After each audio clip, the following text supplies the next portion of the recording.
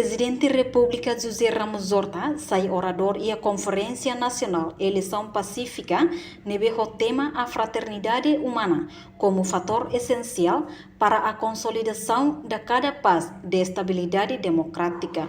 Quarta-feira, Loronça Nulo Recém Rua Fulang Abril Tinangne, Presidente da República José Ramos Horta sai orador e a Conferência Nacional Eleição Pacífica e a Salão CNE Laline Lariguto dele. E a Conferência Nacional Horta Husuba líder política Sira atu labele kulia li fuan croat durante tempo campanha eleitoral para labele hatau povo. No Horta mos Husuba líder política partidária Sira tem que halo discurso intervenção com a futuro niang. Makita líder político Sira até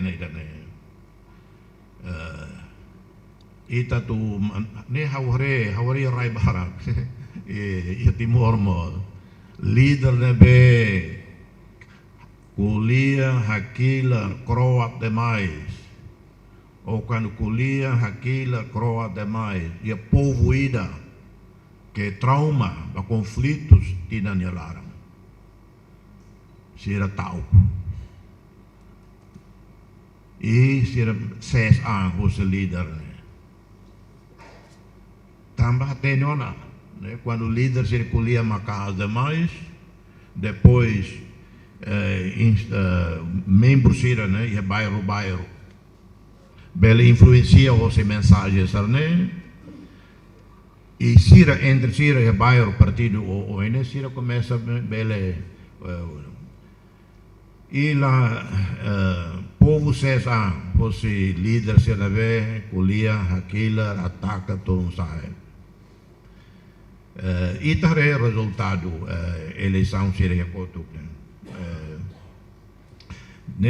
tanto para líder político partidário sira a mensagem makne halo discurso intervenção ba futuro nia ba abania batina lima maine batina sonulu maine tambah rai dane sociedade dane enfrenta não e se enfrenta situação difícil o tanto na sira maine ou situação mundial difícil. Tuirsefe Estado Horta, mundo taumata Timor, no Timor-Leste, também tem que ser modelo estabilidade, paz no ASEAN no mundo.